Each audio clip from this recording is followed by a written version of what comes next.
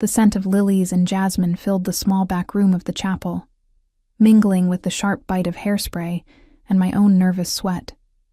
Outside, October rain tapped against stained glass windows, casting kaleidoscope shadows across the worn wooden floor. I stared at my reflection, barely recognizing the woman before me. The white dress, simple but elegant, hugged my frame in a way that made me look almost ethereal. My mother's pearls rested cool against my collarbone. "Emma, hold still," my best friend Sophia murmured, pins between her lips as she made a final adjustment to my veil. "Perfect. You look perfect." Perfect. The word echoed in my head, hollow and uncertain. I should have felt perfect. This was supposed to be perfect. Daniel was perfect. Kind, stable, loving. The decent man I'd always dreamed would save me from the chaos of my childhood. The man who'd never raise his voice or disappear for days. The man who'd promised me normalcy, security, a future without fear. So why couldn't I breathe? 5 minutes, ladies.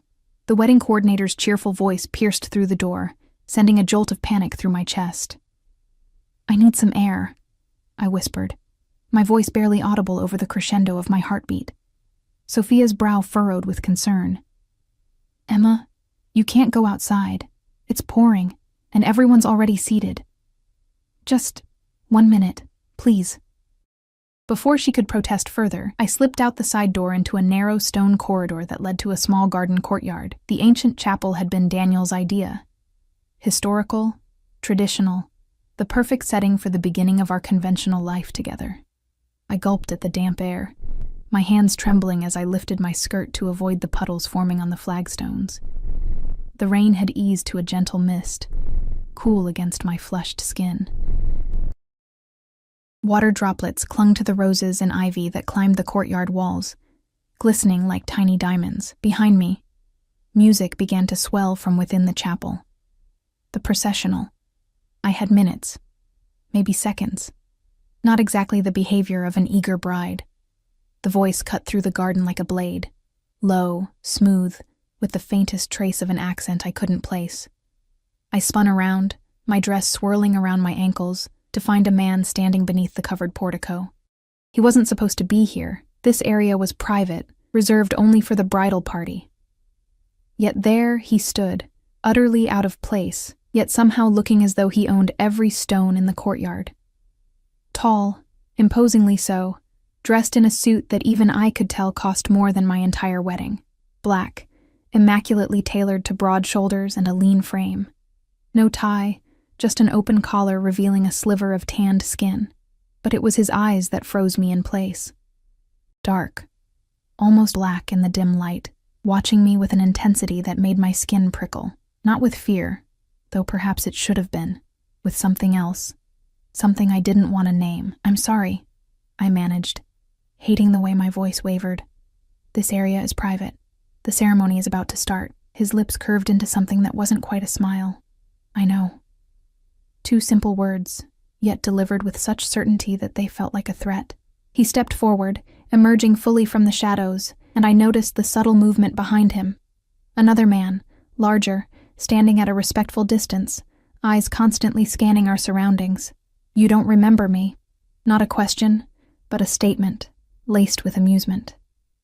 I shook my head, even as something tugged at the edges of my memory. Had we met? I would have remembered those eyes, that presence. 12 years ago. "You were 16, working after school at that little Italian place on Mulberry Street." He moved closer, each step deliberate. "Tony's." The name unlocked something, a flash of memory. The cramped, chaotic restaurant where I'd waitressed to help my mother pay rent after my father disappeared. The corner table that was always reserved, though rarely occupied. And the one night it was. A celebration of some kind. Men in expensive suits. Too much wine. Too many whispers. "You dropped a tray of drinks," he continued, now close enough that I could smell his cologne, something woodsy and expensive, all over a very important associate of mine. My stomach dropped. Mr. Russo's birthday dinner. The words came out barely above a whisper. His eyes flashed with something like approval. "She remembers. How could I forget?" I'd been fired on the spot, despite it being an accident caused by one of the men grabbing my wrist as I served. I'd gone home in tears, terrified about how we'd make rent that month. The next day, mysteriously, I'd been rehired with a raise. I never knew why. "Alessio Vitale," he said, extending a hand as though this were a normal introduction on a normal day. The name hit me like a physical blow. Everyone in our neighborhood knew that name, spoke it in whispers if they spoke it at all. The Vitale family owned half the city, legally or otherwise. I'd grown up with warnings to cross the street if I saw certain men approaching, to never mention certain names. I didn't take his hand. "What are you doing here?" Inside, I could hear the wedding march beginning. Daniel would be waiting at the altar. My absence would already be causing whispers. "I've come to stop a mistake." His voice was soft but firm, his eyes never leaving mine. "What mistake?" "Your marriage to Daniel Foster." My blood ran cold. "You don't know anything about me or Daniel." Something darkened in his expression. "I know everything about Daniel Foster. Harvard Law. Junior partner at Morris & Bell, son of Judge William Foster. Currently drowning in gambling debts to people who don't offer payment plans. The world tilted beneath my feet. "What are you talking about?"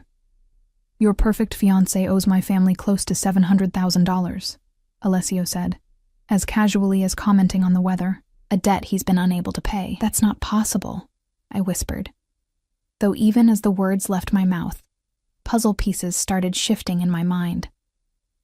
Daniel's recent distraction, the calls he'd take in another room, the inexplicable cash withdrawals from our joint account that he'd explained away as wedding expenses. "He found a solution, though," Alessio continued, pulling something from his jacket pocket.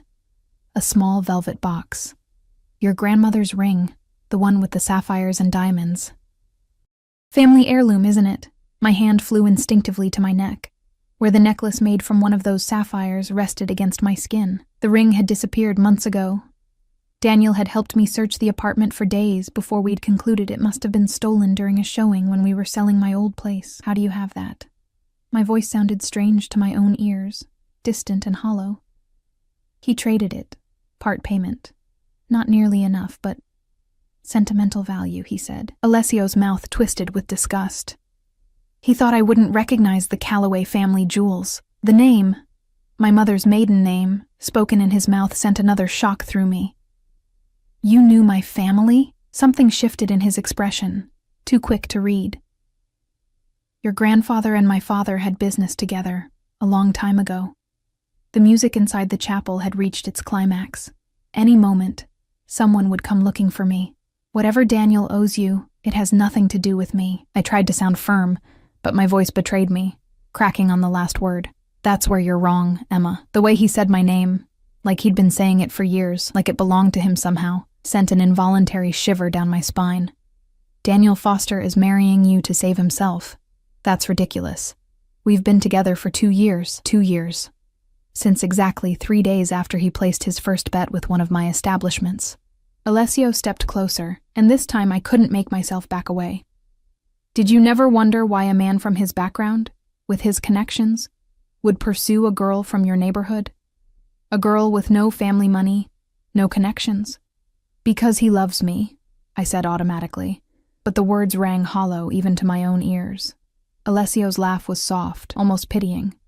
"He researched you, found out about your family's history with mine. Thought marrying a Calloway might offer him protection. My family has no history with yours." But even as I protested, memories surfaced.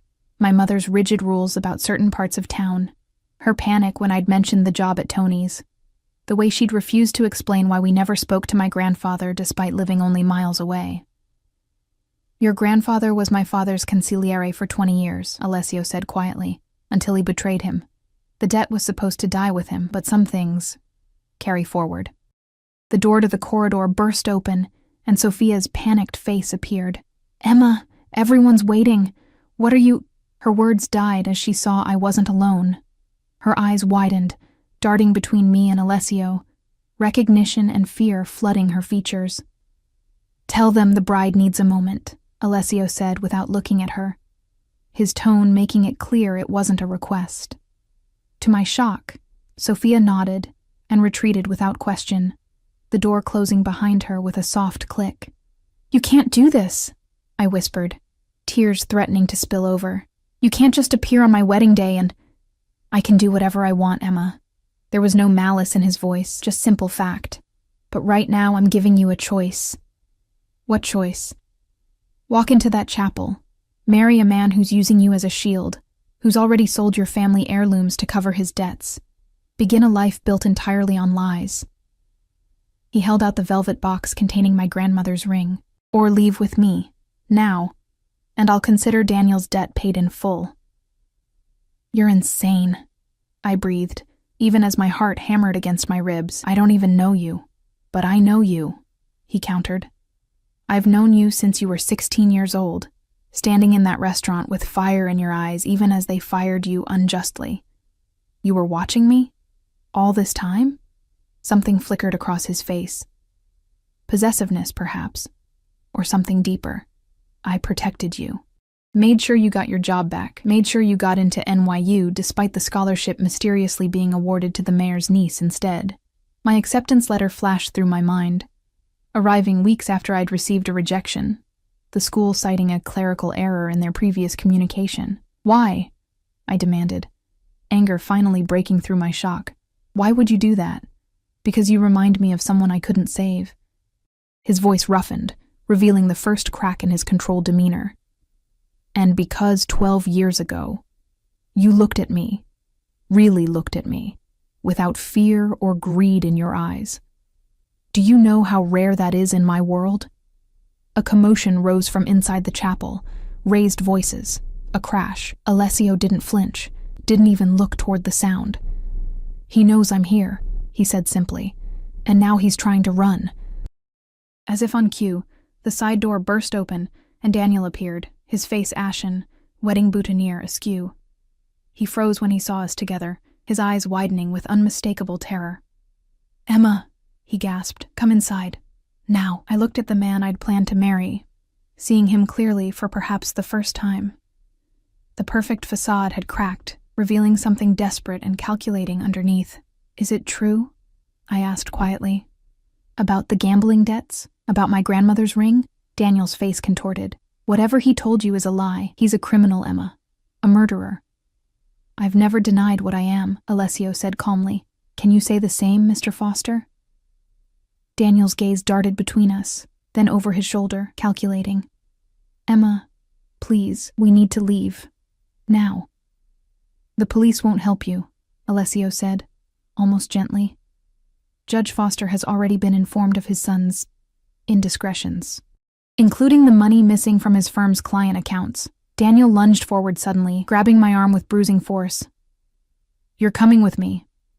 The pain of his grip shocked me, so different from the gentle touches I'd grown accustomed to. Before I could react, Daniel was on the ground, Alessio's bodyguard standing over him, having appeared from nowhere to intervene. "Don't touch her again," Alessio said, his voice deadly quiet. Daniel scrambled backward, crab-like. "You can have the money. I'll find a way to pay. Just let me go." "The debt was $700,000 this morning," Alessio replied. "It's higher now." "How much higher?" Daniel's voice cracked. Alessio looked at me, then back at Daniel. "Everything you have. Everything you'll ever have." Understanding dawned on Daniel's face. "This isn't about money. It's about her." He turned to me, desperation making him reckless. "Emma, he's obsessed with you. Has been for years. Ask him why he really had you rehired at that restaurant. Why he kept tabs on you. Ask him about the men who tried to date you who suddenly backed off." My mind raced through a parade of brief relationships, all ending mysteriously, often with the men simply disappearing from my life without explanation. "Is that true?" I asked, turning to Alessio. He didn't deny it. "I removed obstacles, men who weren't worthy of you. You had no right," I whispered, anger building. "I had every right," he countered. "Your grandfather promised you to my family before you were even born. A blood debt to be paid when you came of age." The revelation hit me like a physical blow. "I don't believe you. Ask your mother why she ran away with your father. Why she changed her name. Why she never spoke of her family. His eyes held mine, unflinching. Ask her about the pact between the Callaways and the Vitalis. Sounds from the chapel grew louder. Confused guests, raised voices. My perfect day was unraveling, and with it, the carefully constructed fiction of my life. Emma, Daniel pleaded, getting to his feet. We can still fix this. We can run. Run? I repeated, the word tasting bitter. With what money, Daniel? The money you stole from clients? The money you gambled away? Or were you planning to sell the rest of my grandmother's jewelry too? His silence was all the confirmation I needed. Time to choose, Emma, Alessio said quietly. Him or me. Those aren't real options, I said, feeling trapped between two impossibilities. They're the only options, Alessio replied. But if it helps... He reached into his jacket and pulled out a folded document, offering it to me. I've had my lawyers prepare this. A contract, if you will. I took it with trembling hands, scanning the legal language. It was a protection agreement, promising Daniel's debts would be erased, that he would face no physical harm, that my mother would receive a substantial monthly payment for the rest of her life, that I would be free to leave Alessio's protection after 1 year if I chose to. Why would you offer this? I asked, suspicious. Because I want you to come willingly, he said simply. Not out of fear. And if I choose Daniel, Alessio's expression hardened, then I collect his debt in the traditional way. And you? His eyes swept over me, lingering on my face. You live with the consequences of choosing a liar. The chapel door opened again, and my mother appeared, her face draining of color when she saw Alessio. No, she whispered, reaching for me. Emma, come inside, now. Mom? I'd never seen such naked fear in her eyes. Do you know him? She didn't answer, but her silence spoke volumes. Mrs. Calloway, Alessio greeted her with a respectful nod. Or do you still prefer Mrs. Parker? You promised, my mother said, her voice shaking. Your father promised it was over when Dad died. And it would have been, Alessio agreed, if not for Mr. Foster here, who tried to use your daughter as leverage against my family. My mother turned to Daniel, betrayal flashing across her face. What have you done? Ask your daughter who she chooses, Alessio said softly. The man who lied to her, or the man who has protected her from the shadows all these years. I looked between them, Daniel, disheveled and desperate, my mother, terrified and broken, and Alessio, dark and dangerous, but somehow, impossibly, the only one who seemed to be offering me any semblance of truth. The wedding dress suddenly felt like a costume, the pearls like a collar. Everything I thought I knew about my life, my past, my future, had been a carefully constructed lie. I took a step back from all of them, my mind racing. I had spent my entire life seeking safety, stability, normalcy, the things my chaotic childhood had denied me. And now, I was being offered a choice between a false version of those things with Daniel or stepping willingly into the dark world my mother had tried so desperately to shield me from. If I go with you, I said to Alessio, surprising myself with how steady my voice sounded. What happens then? Something like triumph flickered in his eyes. Then you become mine to protect, officially. I'm not a possession. No, he agreed, you're a Calloway. And in our world, that means something far more valuable. Rain began to fall again, harder now, drumming against the stones. Inside the chapel, confusion had given way to an eerie silence. In the distance, I could hear sirens approaching. Whether police or ambulance, I couldn't tell. I looked down at the ruined silk of my wedding dress, at the contract in my hands, at the velvet box containing my grandmother's ring that Alessio still held. And I made my choice. The rain soaked through my wedding dress as I stepped toward Alessio, the silk growing heavy against my skin. My choice hung in the air between us. Unspoken, but understood, his dark eyes gleamed with something dangerous. Satisfaction, possession, triumph. Emma, don't, my mother pleaded, her voice breaking. You don't know what you're doing. I turned to her, this woman who had raised me on half-truths and carefully constructed fictions. And whose fault is that? You never told me about our family, about the Vitales, about any of this. I was protecting you, she whispered. No, you were hiding me. The realization crystallized in that moment, sharp and painful. And now look where we are. Daniel lunged forward, desperation making him reckless. Emma, please. We can still fix this. I'll find another way to pay him back. There is no other way, Alessio said coolly. His bodyguard shifted slightly, a subtle reminder of the power imbalance at play. The contract, Emma. I looked down at the document in my hands, now spotted with raindrops that made the ink bleed in places. 1 year. I would be bound to him for 1 year. And then, if I chose to, I could walk away if I survived that year. I need a pen, I said, my voice surprisingly steady. My mother made a soft, broken sound, but didn't try to stop me. She knew better than anyone what refusing would mean. Alessio produced a sleek silver pen from his pocket. The metal was cool against my rain-dampened fingers as I signed my name, Emma Louise Parker, on the line at the bottom of the page. As I did, I felt something fundamental shift within me, as though I were signing away not just a year of my life, but some essential part of myself. A wise choice, Alessio murmured, taking the contract and pen back, his fingers brushing mine deliberately. Emma, please, Daniel began, but I cut him off. Enough, Daniel. I looked at the man I'd almost married, seeing him now for what he truly was, a coward using me as a shield. You lied to me from the beginning. You never loved me. You just thought my name would save you. That's not true, he protested. But the denial rang hollow even to his own ears. It started that way, maybe, but I did fall in love with you. I shook my head, feeling oddly calm now that the decision had been made.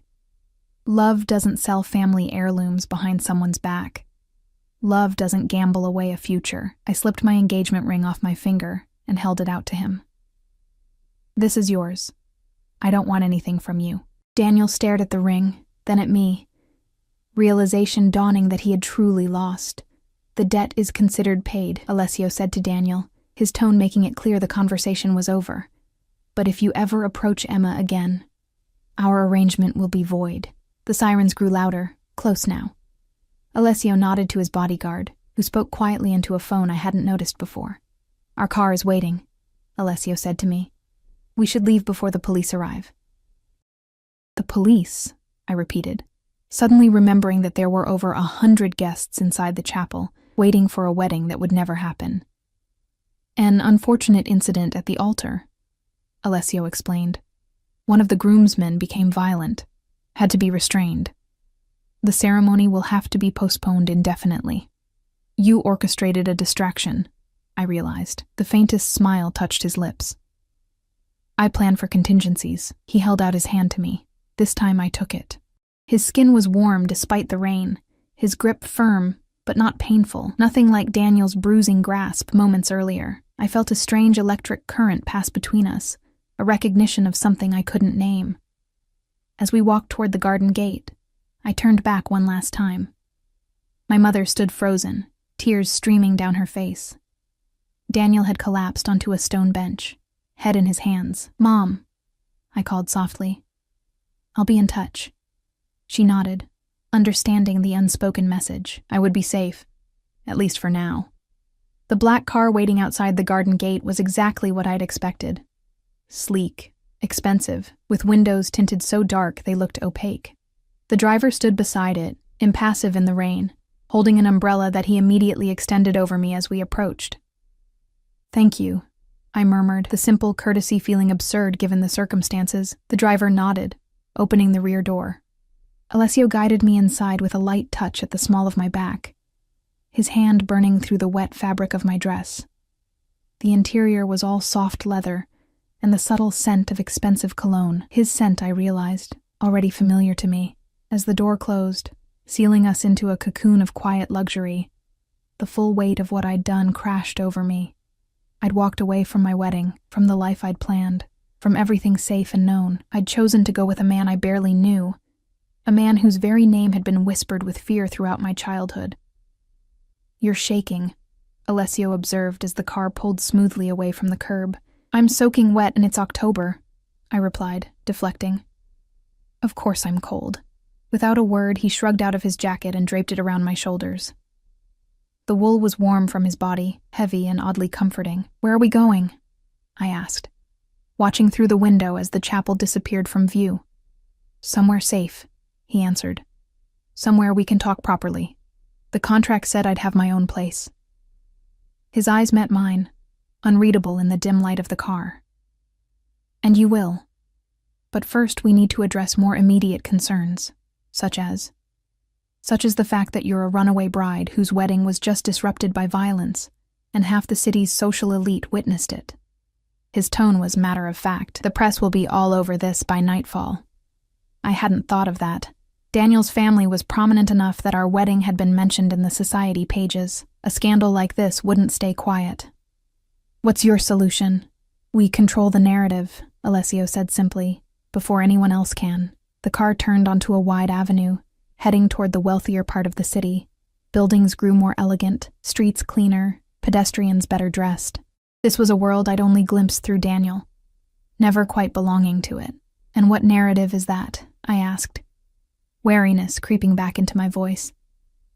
Alessio studied me for a long moment. That depends on what you want, Emma. What I want? I almost laughed. I don't think that matters anymore. It matters to me. His voice was unexpectedly gentle. The contract guarantees your safety and comfort. Beyond that, the story we tell the world is your choice. I stared at him, searching for deception. You're giving me options? Within parameters, he qualified. We can say you discovered your fiancé's gambling problem and called off the wedding, or that old family connections, mine, made you reconsider your choice, or simply that you realized you were making a mistake. All lies, I noted. Half-truths, he corrected. The best kind of deception. I looked down at my ruined wedding dress, at the pearls still circling my neck. And what about us? What story do we tell about that? Something darkened in his gaze. That's entirely up to you, Emma. You've orchestrated all of this, I said, sudden anger flaring. You've manipulated my life from the shadows for years, and now you're claiming to give me choices? Yes. No defense, no justification, just simple acknowledgement. Why? Why me? Why now? Alessio leaned forward slightly. Because you were promised to me a long time ago, and I've waited long enough. The blunt honesty stunned me into silence. The car slowed, turning into a private driveway guarded by an imposing iron gate that opened as we approached. Beyond it stood a mansion that made Daniel's family home look modest by comparison. Stone and glass, modern yet somehow timeless, set among carefully manicured grounds. My home, Alessio said, watching my reaction. For tonight, at least. I'm not sleeping with you, I said immediately, the words bursting from me before I could consider them. To my surprise, he laughed, a genuine sound of amusement that transformed his face, making him look younger, almost approachable. I don't recall proposing that, Emma. Heat rushed to my cheeks. I just wanted to be clear. Crystal clear, he agreed, amusement still lingering in his eyes. You'll have your own quarters, with a lock, if it makes you feel safer. The car stopped at the front entrance, where another man in a dark suit waited beneath a large umbrella. Alessio exited first, then extended his hand to help me out. This time, I hesitated only briefly before taking it. The house was even more impressive inside. Soaring ceilings, art that I suspected was original and priceless, furnishings that spoke of old money and refined taste. Nothing ostentatious, nothing gaudy. Just quiet, confident wealth. Your dress is ruined, Alessio observed as we stood in the vast foyer. Maria will show you to your room. She'll help you find something else to wear. As if summoned by his words, an older woman appeared, her gray hair pulled back in a severe bun, her expression politely neutral as she took in the sight of me in my sodden wedding gown. This is Emma, Alessio said to her. She'll be staying with us. Maria nodded, no surprise registering on her face. Of course, Mr. Vitale. If you'll come with me, miss. I hesitated, suddenly reluctant to leave Alessio's side. As terrifying as he was the only familiar element in this strange new reality. Go, he said softly. Get dry, rest. We'll talk over dinner." "I'm not hungry," I lied, though I suddenly realized I hadn't eaten all day, too nervous about the wedding. "Nevertheless," he replied, 7 o'clock. It wasn't a request. I followed Maria up a sweeping staircase, feeling Alessio's eyes on me until I disappeared from view. The room she led me to was larger than the entire apartment I'd shared with Daniel. Decorated in soft blues and creams, it had the feel of a luxury hotel suite rather than a bedroom. Impersonal, yet perfectly comfortable. "The bathroom is through there," Maria indicated a door. "I'll bring you some clothes. Do you have any preferences?" I almost laughed at the absurdity of the question. "Something warm and dry." She nodded, unfazed by my sarcasm. "There's a robe in the bathroom. I'll return shortly." When she was gone, I stood alone in the center of the room, water pooling at my feet from my ruined dress. My wedding dress. The weight of reality crashed over me in waves. I'd walked away from my wedding. I'd agreed to a year with a man who was, by all accounts, dangerous. I'd discovered my entire life had been built on secrets I never knew existed. Slowly, methodically, I began to remove the trappings of the bride I would never be. The veil, the pearls, the tiny crystal pins in my hair. I laid them on the dresser, a memorial to the future that had died today.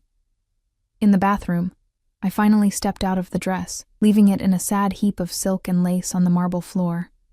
The hot shower that followed was both blessing and curse, washing away the physical discomfort while giving me time to think, to doubt, to fear. By the time I emerged, wrapped in the promised robe, Maria had returned. Laid out on the bed were not the casual clothes I'd expected, but a simple black dress, elegant, and obviously expensive. "Mr. Vitale thought this might suit you," she said, gesturing to the dress. "There are more casual options in the closet if you prefer." I stared at the dress, understanding the message behind it. This was my first test. Accept his choice, or defy it. I ran my fingers over the black dress, feeling the expensive fabric beneath my fingertips. Silk, or something similarly luxurious. The cut was modest yet elegant. High neckline, fitted waist, knee length. Nothing provocative or inappropriate, just beautiful in its simplicity. "Did he pick this himself?" I asked Maria, trying to keep my tone neutral. Something flickered across her stoic expression. Perhaps amusement.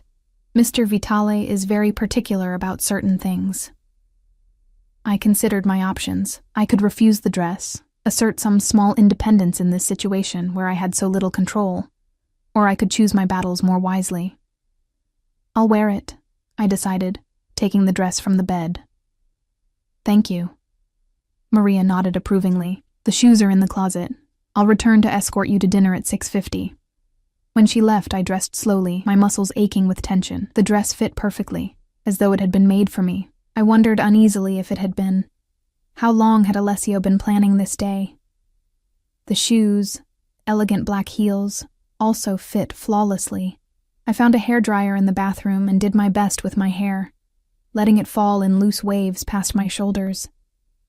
In the mirror, I looked like a stranger. Not the bride I'd been hours earlier. Not the woman who had planned a safe, predictable life with Daniel. Someone else entirely. Someone with secrets in her eyes. Precisely at 6:50, Maria knocked and entered, her gaze sweeping over me with approval. "Mr. Vitale is waiting in the dining room," she said, leading me back downstairs and through the maze-like corridors of the mansion. The dining room was smaller than I'd expected, intimate even, with a table set for just two. Candles flickered in silver holders, casting warm light across fine china and crystal.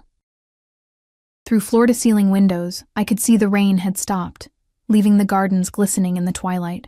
Alessio stood as I entered, his dark eyes taking me in with unconcealed appreciation.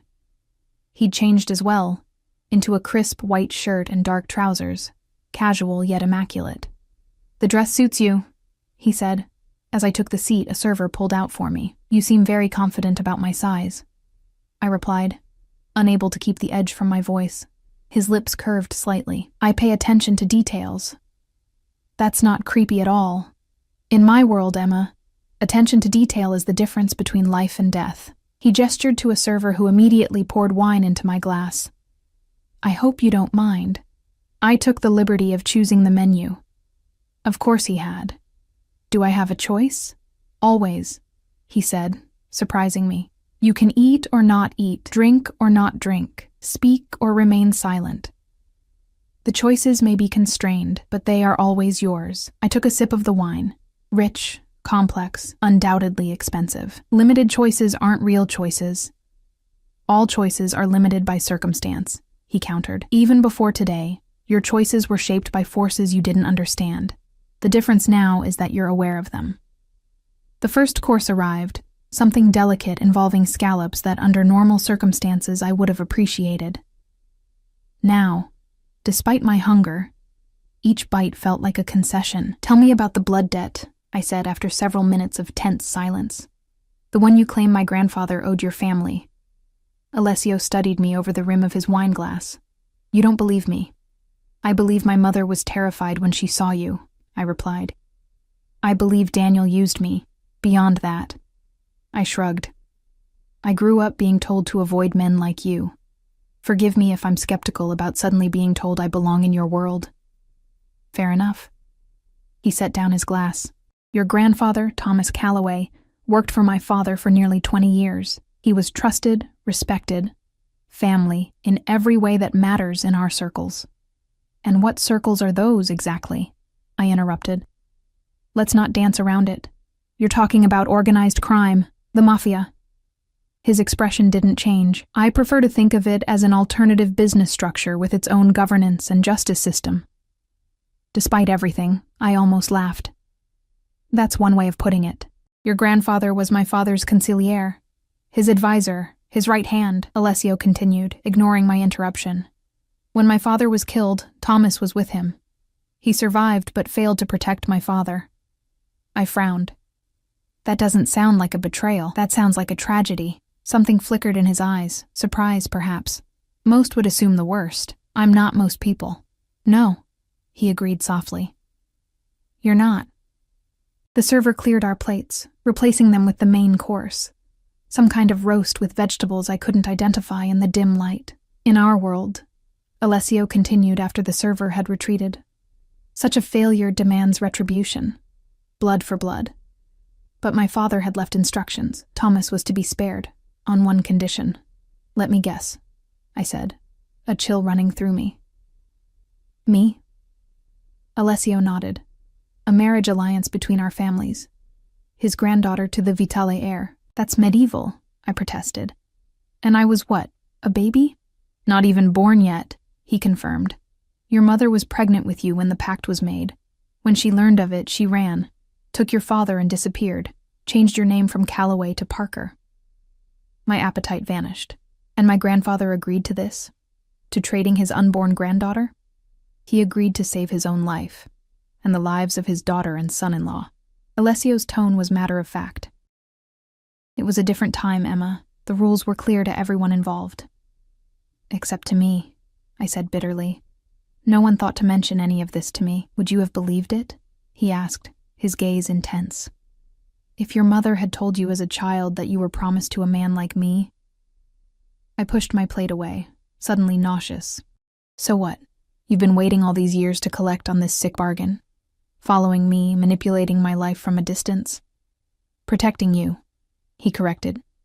Ensuring you had opportunities, making sure you were safe, until you decided it was time to claim your prize. My voice shook with anger. Alessio's expression hardened. I would have left you alone, let you live your life, marry Foster, disappear into suburban mediocrity. But he forced my hand when he tried to use you as leverage. What do you mean, use me as leverage? He approached one of my associates a month ago, Alessio explained. Said he was marrying a Calloway, that the old debts should be forgiven once you were his wife, that your grandfather's protection would extend to him. I stared at him, disbelieving. Daniel knew about all this? Not the details. Just enough to be dangerous. Alessio's voice was cold. He learned your mother's maiden name, did some digging. Found out enough to think he could use the connection. The room seemed to tilt around me. Daniel had known. Had sought me out because of my family name, a name I didn't even use, had pursued me, wooed me, proposed to me, all as part of some twisted scheme to protect himself. So you what? I demanded. Decided to take me instead? To punish him? I decided to give you the truth, Alessio replied evenly. And a choice.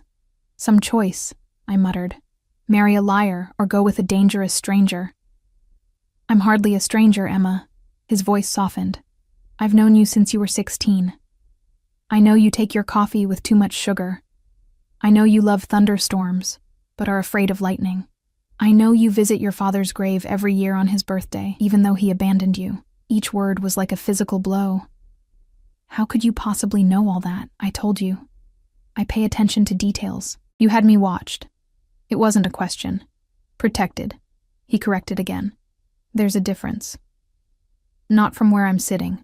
I pushed back my chair, suddenly desperate for air. I'd like to go back to my room now. Alessio studied me for a long moment, then nodded. Of course.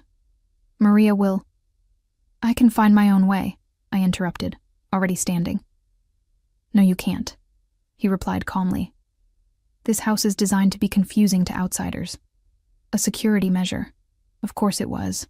Everything about this man, this place, was designed for control and security. I sank back into my chair, suddenly exhausted. Why did you wait so long? I asked. The question that had been nagging at me since the chapel. If I was promised to you years ago, why wait until now? Until my wedding day to someone else? Alessio was silent for so long I thought he might not answer. When he did, his voice was quieter than before, almost reflective. I wanted you to have a life first. An education. Experiences. He twirled the stem of his wineglass between his fingers. I wanted you to come to me as a woman, not a girl, and... He hesitated. I wanted you to choose me, however limited that choice might be, but I didn't choose you, I reminded him. I chose to escape Daniel. Something dangerous flashed in his eyes. For now, that's enough. The implication hung in the air between us. That someday, he expected more. That this year specified in our contract was just the beginning. I'd like to go to my room now, I said again, my voice steadier than I felt. This time he nodded and rose, but instead of calling for Maria, he himself came around the table and pulled out my chair. I'll escort you. The walk back through the house was silent, tense. I was acutely aware of his presence beside me, of the controlled power in his movements, of the way servants we passed lowered their eyes respectfully. This was a man accustomed to command, to being obeyed without question. At my door he paused. I have business to attend to tomorrow. Maria will show you around the grounds if you wish. The house is yours to explore, except for the east wing. That's my private office and security area. Bluebeard's castle, I murmured. With forbidden rooms. His lips quirked. Not quite so dramatic, I assure you. Just boring business matters and security protocols. When will I see my mother? When it's safe, he replied. Daniel has been taken care of, but there may be others who would use your family connections against me. Give it a few days for things to settle. I nodded, too tired to argue. Good night, then. I reached for the door handle, but his hand caught mine, gentle but firm. The contact sent an unexpected jolt through me, a current of something I refused to name. Emma, he said, his voice low, I know this isn't what you planned for your life. I know today has been difficult. But I want you to understand something. I looked up at him, caught in his intense gaze. I will never lie to you, he continued. I may not always tell you everything, but what I do tell you will be truth. That's more than Foster ever offered you. The worst part was, I believed him. Whatever else Alessio Vitale might be, dangerous, controlling, obsessive, I sensed he valued truth in his own way. Good night, Alessio, I said softly, withdrawing my hand from his. He stepped back, giving me space. Sweet dreams, Emma. Inside my room, I locked the door, testing whether his promise of choice extended even to this small act of defiance. The lock held. No one tried to enter. In this luxurious prison, it seemed I did have some measure of privacy, at least. I changed out of the black dress, hanging it carefully in the closet that was already filled with clothes in my size. Another unsettling reminder of how thoroughly Alessio had prepared for my arrival. I found silk pajamas laid out on the bed, but ignored them in favor of a simple t-shirt and shorts I discovered in a drawer. As I lay in the enormous bed, staring at shadows on the ceiling, I thought about the bizarre turns my life had taken in a single day. This morning, I had been a bride preparing to marry a man I thought I knew. Tonight, I was effectively the captive of a man I barely knew, but who apparently knew everything about me. And somewhere in the tangle of fear, anger, and confusion, there was a treacherous spark of curiosity. Who exactly was Alessio Vitale? And what did he truly want from me? Morning came with disorienting brightness. For a moment, I couldn't remember where I was, the bed too soft, the room too quiet. Then reality crashed back, not on my honeymoon, not Mrs. Daniel Foster. Instead, I was in Alessio Vitale's mansion, bound by a contract and centuries-old blood debt. A soft knock at the door pulled me from my thoughts. "Come in," I called, sitting up and pulling the covers around me. Maria entered carrying a tray. "Good morning, Miss Emma. I've brought breakfast." "Thank you, but I could have come downstairs," I said, surprised by the service. "Mr. Vitale thought you might prefer privacy this morning." She placed the tray on a small table by the window. "He left early on business but asked me to give you this." She handed me an envelope. Inside was a note written in elegant, confident handwriting. "Emma, business requires my attention today. Maria will see to your needs. The house and grounds are yours to explore, with the exception we discussed. Your personal items have been collected from your apartment and will arrive this afternoon. If there is anything specific you require, Maria will arrange it."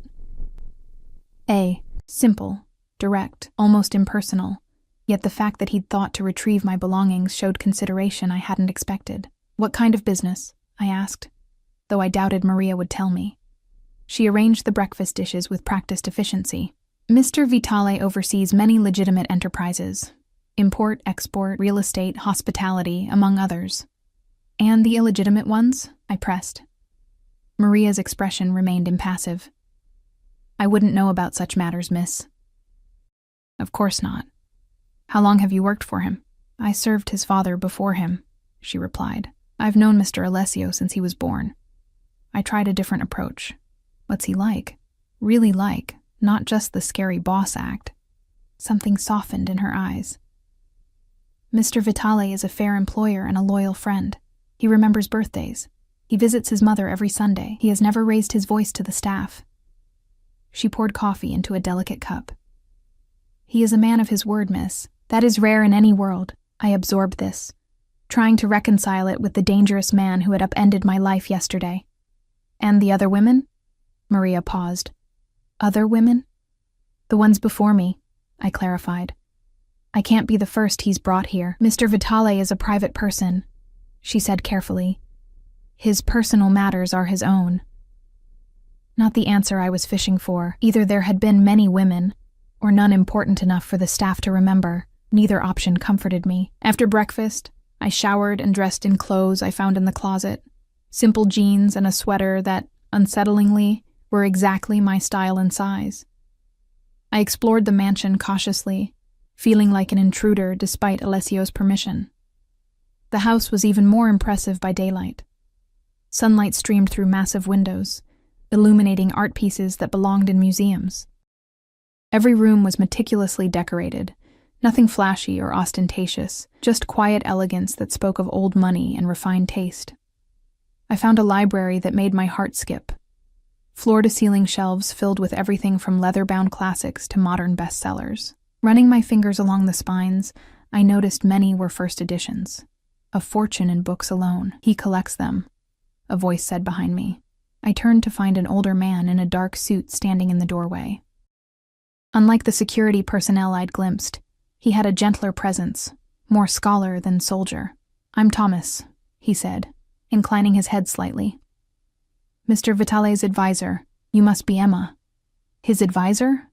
I repeated, thinking of what Alessio had told me about my grandfather's role as consigliere. "Among other things," Thomas acknowledged with a small smile. "I also manage the library. Do you read much, Miss Emma?" "When I can," I replied, still wary. "I studied English literature at NYU." "Ah, yes." His eyes twinkled. The scholarship situation, one of Alessio's more creative interventions. So they all knew. Everyone in this house knew more about my life than I did myself. "Did you know my grandfather?"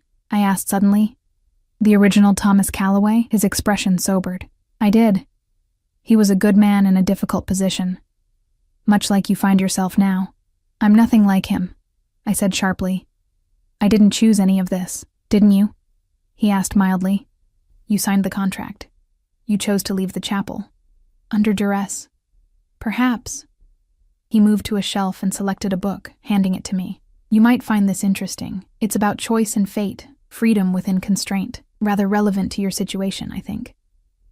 I looked down at the volume, a rare edition of Jane Eyre. The irony wasn't lost on me. "Mr. Vitale asked me to tell you that your belongings have arrived," Thomas continued. "Maria has arranged them in your room. If you need anything else, please don't hesitate to ask." He left me alone with my thoughts and Charlotte Bronte's words about another woman trapped in another powerful man's house. My room had indeed been transformed in my absence. My clothes hung in the closet alongside the new ones. My laptop sat on the desk. My books, photos, even the silly ceramic cat figurine my mother had given me for my birthday were arranged carefully around the space. The sight of my possessions in this alien environment sent an unexpected wave of emotion through me. They looked small here, cheap almost, against the luxury of Alessio's world. Yet they were mine, tangible reminders of the life I'd had before yesterday. Among the items was my phone, which I grabbed eagerly, dead, of course. I found the charger and plugged it in, waiting impatiently for it to power on. When it did, notifications flooded the screen, missed calls, texts, voicemails, most from Daniel, growing increasingly desperate, several from my mother, a few from concerned friends who'd been at the wedding. I opened my mother's most recent message. "Emma, please just let me know you're safe. I understand why you're angry with me. We need to talk. There's so much I never told you." I typed a quick reply. "I'm safe. With Vitale. We'll call when I can." Daniel's messages I deleted without reading. Whatever lies or pleas he had for me, I wasn't interested. As I scrolled through the notifications, I noticed something odd. Several missed calls from numbers I didn't recognize, all from this morning. As I stared at the screen, it lit up with another incoming call from an unknown number. After a moment's hesitation, I answered. "Hello? Emma Parker?" A man's voice, unfamiliar. "My name is Detective James Harmon. I'm trying to reach you regarding the incident at St. Cecilia's Chapel yesterday." My pulse quickened. "What incident?" "There was an altercation during your wedding ceremony," he said. "A groomsman was seriously injured. We're investigating the matter and need your statement." Alessio's distraction, apparently, had been more violent than he'd implied. I wasn't in the chapel when it happened," I said carefully. "I'd stepped outside for some air, so I've been told," the detective replied, a note of skepticism in his voice. "Your fiancé says you left willingly with Alessio Vitale. Is that correct?" A warning bell sounded in my head. How did the police know Alessio's name? And why would Daniel admit I'd left willingly? "Who did you say you were again?" I asked, stalling. "Detective Harmon, Organized Crime Division." A slight pause. "Ms. Parker, are you being held against your will? If you're in danger, there are ways we can help you." Understanding dawned. This wasn't about the wedding incident at all. This was about Alessio. "I'm fine," I said firmly. "I chose to leave my wedding. I'm staying with a friend until things settle down." "A friend," he repeated. "Alessio Vitale is a known associate of organized crime elements in this city. He's not someone you want as a friend." "Thank you for your concern," I said, keeping my voice steady. "But, as I said, I'm fine. Is there anything else?" "We'd still like to take your formal statement about yesterday's events," he pressed. "Could you come to the station? Or we could meet somewhere you feel comfortable." "I'll have to get back to you," I replied. "I'm still processing everything that happened, of course." His tone softened. "Here's my direct number. Call any time, day or night, if you need help. And Ms. Parker, be careful who you trust." I ended the call, my mind racing.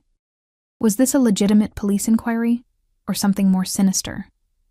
In Alessio's world, I imagined the line between law enforcement and enemies was often blurred. I needed to tell Alessio about the call, But he wasn't here, and I realized with sudden clarity that I had no way to contact him directly. For all his claims of protection and care, he hadn't given me his phone number or any means of reaching him in an emergency. I was contemplating my next move when a knock came at the door. "Miss Emma?" Maria's voice. "Mr. Vitale has returned. He asks if you would join him in the garden for tea." Relief flooded through me, followed immediately by annoyance at my own reaction. I shouldn't be glad to see the man who had effectively kidnapped me, no matter how willing that kidnapping might have been.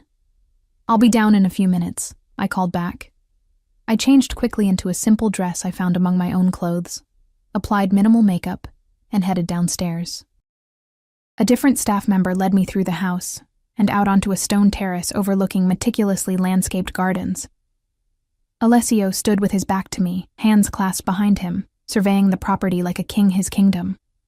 He'd shed his suit jacket in the afternoon warmth, and the white shirt he wore accentuated the breadth of his shoulders, the lean strength of his frame. He turned as I approached, his dark eyes taking me in with that same unsettling intensity. "Emma, I trust you found everything to your satisfaction." "My belongings, yes. Thank you." I took the seat he indicated at a small table set for two. "Though I'm curious how your people got into my apartment." He smiled slightly. "I have keys to many places in this city." "Of course you do." I accepted the cup of tea he poured for me. "I received an interesting phone call today." His expression didn't change, but I sensed a sudden alertness in him. "Oh?" "From a Detective Harmon, Organized Crime Division." I watched him carefully. He seemed very concerned about my well-being. Alessio set down his cup with deliberate precision. What exactly did Detective Harmon want? Officially, a statement about the incident at the chapel. I met his gaze steadily. Unofficially, I think he was fishing for information about you. "Harmon has a particular interest in my family," Alessio said after a moment. "Has had for years, never with much success." He implied I might be in danger. Something hardened in Alessio's expression. "The only danger to you right now would be speaking with the detective. Is that a threat?" "A fact," he replied simply. "Harmon doesn't care about your welfare, Emma. You're just a potential way to get to me, like I was for Daniel," I observed bitterly. Alessio's eyes softened fractionally. "Not quite the same situation." "No?" I challenged. "Both of you using me because of a family name I didn't even know was mine. Tell me the difference."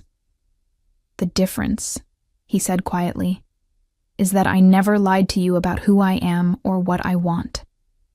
The days blended together in Alessio's world, a strange limbo of luxury and constraint. A gilded cage, as the novels would say, though the bars were largely of my own making. I could have left, technically. The contract guaranteed my freedom to walk away after a year, but even now, just 2 weeks in, I understood there would be no truly walking away from Alessio Vitale. We'd fallen into an odd routine. Breakfasts alone in my room, occasional lunches together when his business allowed, dinners that became increasingly less awkward as we navigated our peculiar arrangement.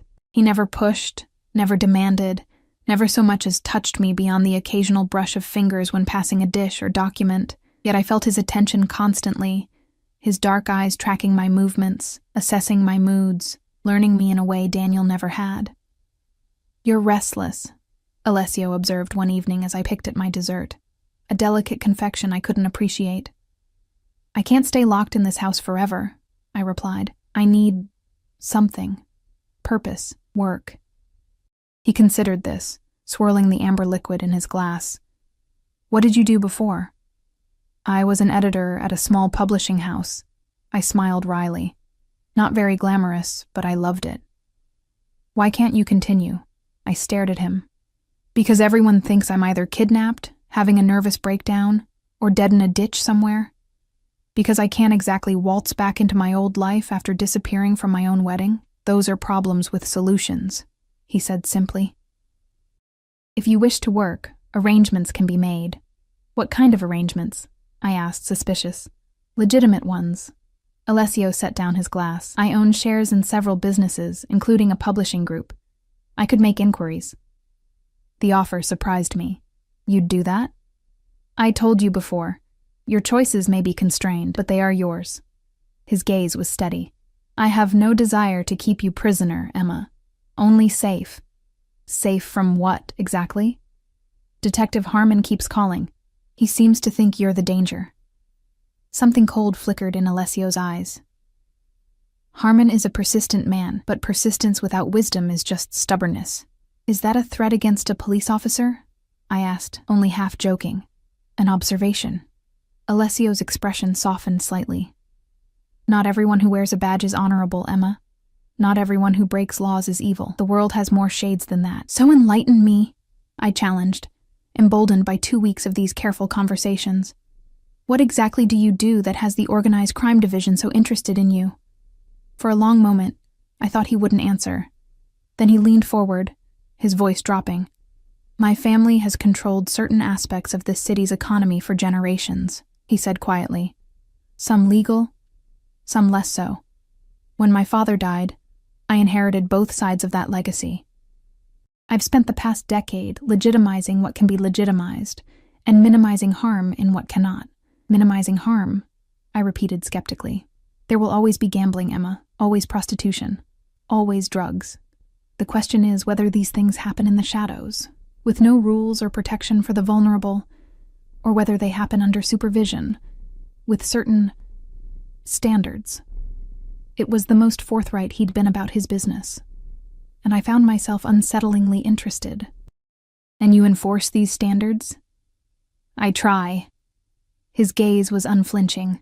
"I'm not a good man by conventional measures. I've done things I can never confess, even to you, but I protect what's mine, and I keep my word." The intensity of his stare made me look away first. "Why are you telling me this now?" "Because you asked," he replied simply. "And because tomorrow night I'm hosting a gathering here. Business associates, political figures, legitimate partners. I would like you to attend, as my guest." My heart skipped. "You want to present me to your world?" "I want you to see that my world isn't entirely what you fear it to be." His voice softened. "You don't have to decide now, but we both knew I would go. Curiosity had always been my weakness." The black dress he provided for the event was nothing like the simple one from my first night. This was a statement piece, deep midnight silk that flowed like water, with a neckline that hinted rather than revealed, and a back that dipped just low enough to be daring without crossing into inappropriate. Diamonds glittered at my throat and ears. "Not gifts," Alessio had clarified, "but loans from the family collection."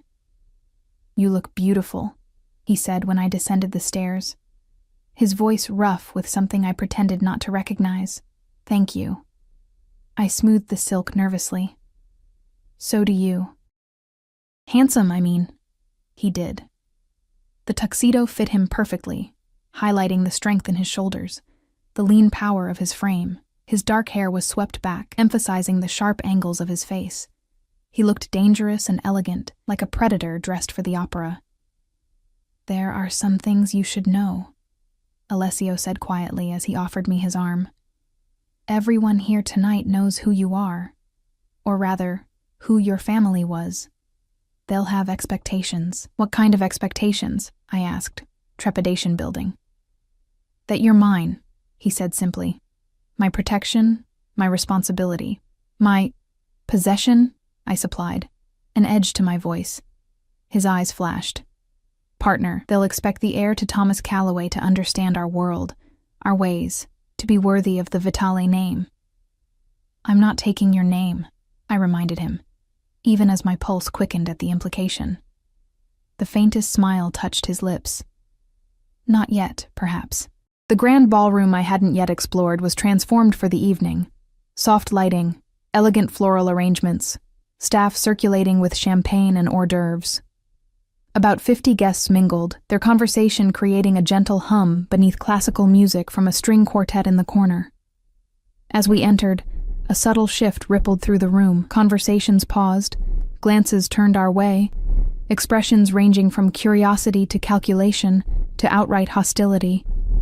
I kept my chin high, grateful for Alessio's steady presence beside me. "Smile," he murmured, his lips barely moving.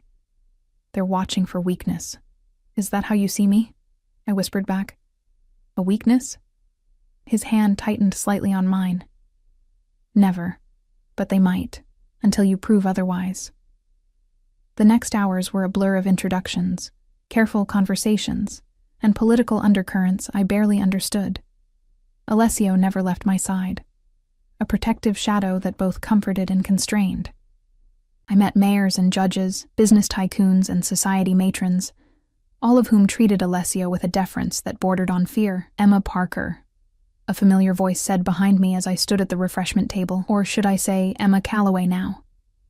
I turned to find Detective Harmon, oddly out of place in his formal wear, yet carrying himself with confidence. My eyes sought Alessio across the room, finding him deep in conversation with an elderly man. "Detective," I said carefully.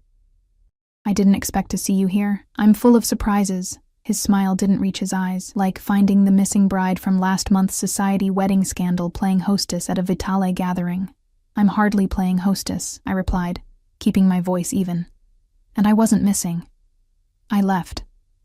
With a known crime figure," he pointed out. "Under suspicious circumstances." "Is this why you're here? To harass me at a private event?" His expression hardened. "I'm here because even men like Vitale need allies in law enforcement. I'm one of the few who can't be bought, which makes me both useful and dangerous to him." Something in his tone made me reassess him. "You sound almost like you respect him." "I respect what he is," Harmon admitted. "He's smarter than his father was, more subtle. Less blood, more business. Still a criminal, but a criminal with principles. Then why are you so interested in me?" The detective studied me for a long moment. "Because you're either his victim or his accomplice, Ms. Parker, and I haven't decided which yet. Perhaps I'm neither," I countered. "Perhaps I'm just a woman making the best of a complicated situation. There are no neutrals in Vitale's world," Harmon said softly. "You're either with him or against him. And those against him tend to disappear." Before I could respond, I felt a presence at my back. Alessio, materializing as if summoned by our conversation. "Detective," he greeted Harmon, his tone pleasant, but with an underlying edge. "Enjoying the party? Just getting acquainted with your guest." Harmon's gaze shifted between us, assessing. "Ms. Parker and I have had several phone conversations, but this is our first meeting in person." "How fortunate for both of you," Alessio replied smoothly, his hand coming to rest lightly on the small of my back. "If you'll excuse us, Detective, I need to introduce Emma to the governor's wife." As we moved away, I felt Harmon's eyes following us. "He's dangerous," I murmured. "Yes," Alessio agreed, surprising me. "Men with principles always are." The evening continued, a careful dance of power and politics that left me exhausted. By midnight, when the last guests were departing, I felt as though I'd run a marathon. "You did well," Alessio said as we stood in the foyer, bidding farewell to an elderly couple who seemed particularly fond of him. "Better than I expected." "Thanks for the vote of confidence," I replied dryly. When we were finally alone, he turned to me fully. "I mean it, Emma. You navigated a room full of sharks without a single misstep. That's impressive." "I'm a quick study," I said, reaching up to remove the diamond earrings, "and I've had practice pretending to belong in worlds that aren't mine." His hand caught mine, stopping me. "This world could be yours, if you wanted it." The intensity in his eyes made my breath catch. "Alessio, I know what you think of me," he said quietly. "What you think of all this, but I've watched you these past weeks. You're not as appalled as you pretend to be. You're curious," he continued, "about the power, the danger, the things I could show you." He wasn't wrong, and that terrified me more than anything he could have said or done. Some treacherous part of me had begun to see beyond the monster to the man. Complicated, dangerous, but also intelligent, principled in his own way, and undeniably magnetic. "I should go to bed," I said, pulling my hand from his. "It's late." His eyes held mine for a long moment before he nodded. "Of course. We'll talk tomorrow." But tomorrow brought chaos instead of clarity. I woke to shouting, the thunder of footsteps in the corridor outside my room. Before I could process what was happening, Maria burst in, her usually composed face tight with fear. "Miss Emma, quickly," she urged. "You need to come with me now." "What's happening?" I asked, scrambling out of bed. "Police raid," she said grimly. Someone tipped them off about documents in Mr. Vitale's office. My blood ran cold. Alessio is handling it, she said firmly. But he wants you hidden. Now. She led me through a series of corridors I'd never seen before, down a narrow staircase, and into what appeared to be a service tunnel beneath the house. We emerged eventually in a small garden house at the far edge of the property. Wait here, Maria instructed. There's food, water, everything you need. Don't leave for any reason until Mr. Vitale or I come for you. Understand? I nodded, too stunned to argue. As she left, locking the door behind her, I sank onto a small sofa, my mind racing. Was this Harmon's doing? Had last night's conversation been a prelude to this morning's raid? Hours passed in tense silence. Through the windows, I could see police vehicles at the main house, officers coming and going. No sign of Alessio. It was nearly dusk when the door finally opened. Alessio stood there, his expression grim, a cut above his eye partially dried with blood. Are you hurt? I asked, moving toward him instinctively. I'm fine, he said, though the tightness around his mouth suggested otherwise. But we need to leave. Now, what happened? Someone betrayed me, he said simply. Harmon found enough to bring charges. Not enough to make them stick, but enough to cause problems. So we're running? I asked, disbelieving. Temporarily relocating, he corrected. I have properties they don't know about. Places will be safe until my lawyers handle this. We, I repeated. Alessio, I'm not a criminal. I don't need to run. His expression hardened. You're associated with me now, Emma. In their eyes, that's enough. If you stay, they'll use you to get to me. Like you used me to get to Daniel? I couldn't help asking. Pain flashed across his face. Is that what you think? That any of this was about Daniel? Wasn't it? You said yourself he tried to use me as leverage. He was the excuse, not the reason. Alessio interrupted, his voice rough. I would have found another way to claim you eventually. He just accelerated the timeline. The stark honesty stunned me into silence. I've wanted you since you were 16 years old, he continued, taking a step toward me. Not because of some blood debt, though that gave me the right. Not to spite Foster, because when I saw you that night at Tony's, standing there with fire in your eyes even as they fired you unjustly, I knew you were meant to be mine. That's disturbing, I managed, though my heart was racing. It's the truth, he replied simply. I stayed away while you grew up. I protected you from a distance. I made sure you had opportunities, choices. But I always knew this day would come, and now you expect me to run away with you? Leave everything behind? I expect you to survive, he said flatly. Which means coming with me now. The choice is yours, but the consequences will be real either way. I looked at him. This dangerous, complicated man who had upended my life, who had been watching over me for years without my knowledge, who now offered both protection and prison in the same breath. If I go with you, I said slowly, what happens after? If your lawyers fix this, if we come back, what then? Something softened in his gaze. Then we continue as we were. You working, if you wish, living here or in your own place if you prefer. Protected, but as free as possible. And if I want more? The question surprised even me. Alessio went very still. More? I took a step toward him, closing the distance between us. I've spent 2 weeks observing you, Alessio, learning your world, seeing past the facade to the man beneath. And what do you see?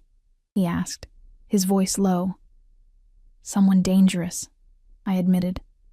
Someone who's done terrible things, who lives by a code I don't fully understand, but also someone who keeps his word, who protects what's his, who... I hesitated, then plunged ahead. Who looks at me like I'm the answer to a question he's been asking his whole life? His breath caught audibly. Emma, I'm not saying I love you, I clarified quickly.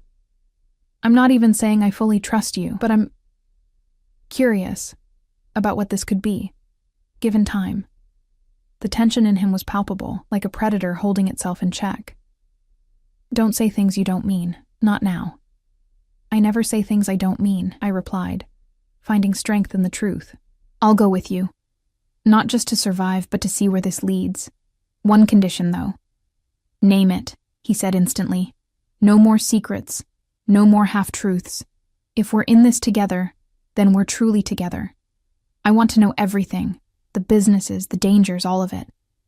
For a long moment, he simply stared at me, as though trying to read the truth in my eyes. Then he nodded once, decisive. Everything, he agreed. No secrets between us. His hand reached up, fingers brushing my cheek with a gentleness that belied his dangerous reputation. But you should know, once you're truly part of my world, there's no going back. I leaned into his touch, acknowledging the warning and accepting it. I think I crossed that line the moment I left the chapel with you. His smile was both tender and predatory. Perhaps you did.